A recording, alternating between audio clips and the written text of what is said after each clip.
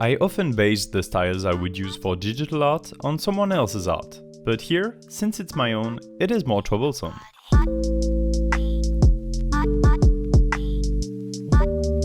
Well, hello there, I'm Détroit. Remember this drawing right here? Probably not. I didn't film the process, and so it doesn't exist in video form.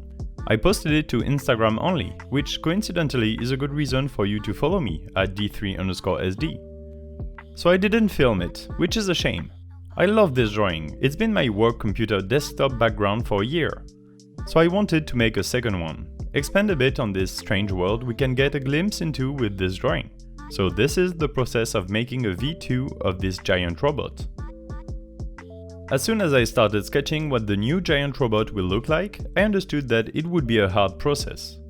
You see, most of my drawings, I have an original idea, then I draw it. For the original robot, I just started doodling and it came to life. It was a serendipitous process from start to finish. Combining that with the fact that I didn't film the process, and to be honest I don't remember it that much months later, replicating it would be hard. The first hiccup on the way comes in the form of perspective.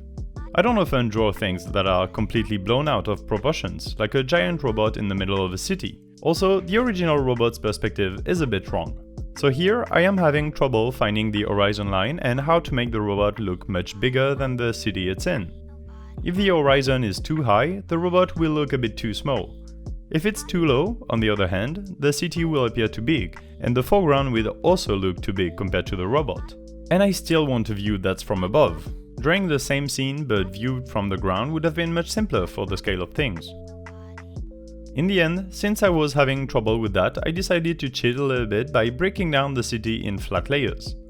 With a color and saturation change, I'm drawing silhouettes of buildings in the distance, then a bit closer, and so on until I have 4 or 5 of them. With that, the perspective is already a bit implied. I can now find where I want to put my robot in relation to that and how to make it bigger.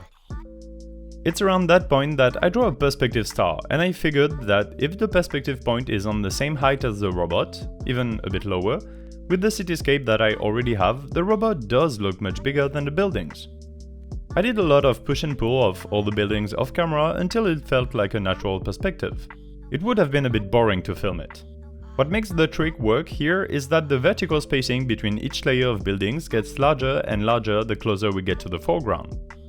Like the background layers are almost the same height, but then the distance between 2 successive silhouettes increase.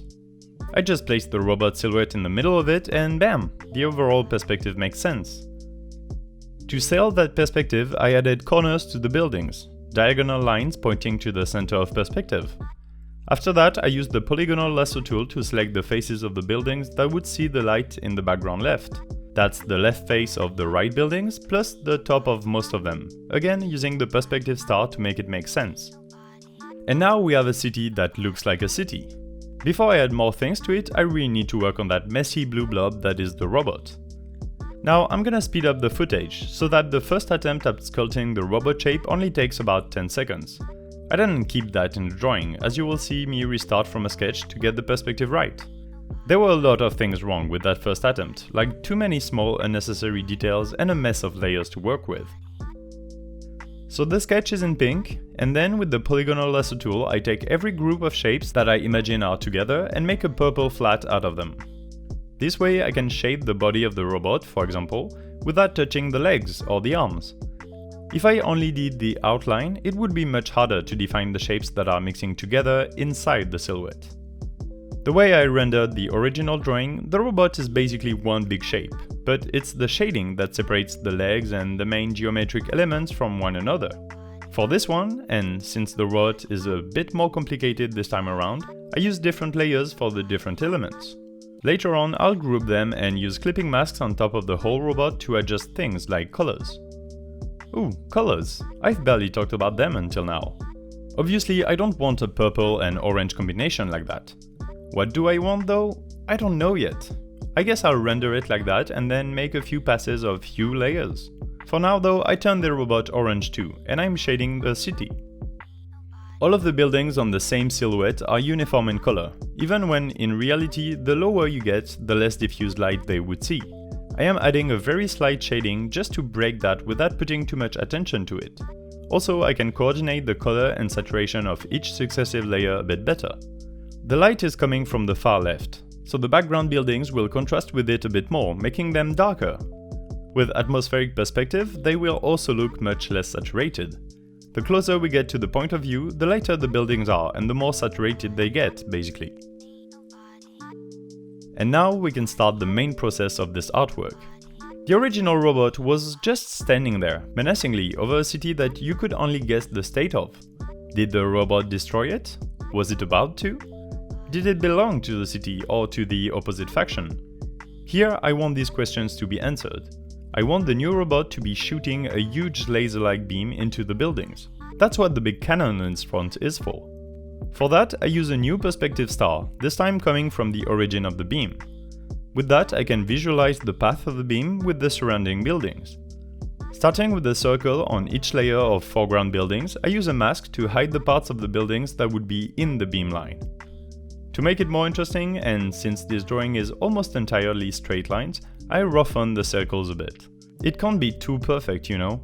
It wouldn't make sense with the dirty and linear style. I also cut the bottom of the buildings layer to show a bit of ground. So with a push and pull on the mask of each layer, I make the buildings less flat on the inside, giving them perspective as well on the path of the beam.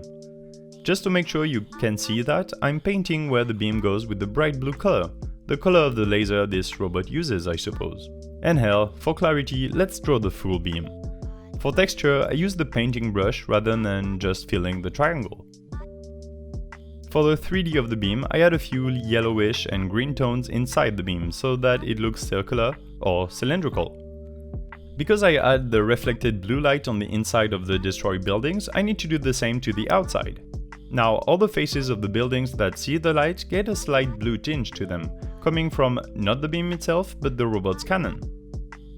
You should know by now that I absolutely love orange and blue together. They are complementary colors after all, and they are so easy to use for defining the time of day of a scene, for example. So I am adding a lot more blue now. Everything is mainly orange, with blue being the secondary color. And since the beam from the robot is blue, so should be the many lights that are on the robot's body. I also add a very thin white glow to them, so they read as lights better. And just like that, the whole image is 99% done. The 1% left is simply tweaking the colors and adding more atmospheric lensing. The color scheme, albeit nice, is a bit flat. The original robot has reds and blues in the sky, and here the sky is a bit too dull and artificial. The robot also blends into the sky too much. My problem here is having the sky with a very medium value. To contrast with it is way too hard now, because I need to go either really light or really dark to show the full silhouette of the robot on the background. But with that, I lose all coherence with the way the light interacts with the cityscape. What I end up doing to make the contrast clearer is turning the robot completely blue, rather than orange like the rest of the picture. Granted, the contrast between the blue beam and the rest is less strong and impactful, but at least it works as a clear silhouette. A few low opacity layers later, the sky has tints of green and purple, and everything ties in together nicely.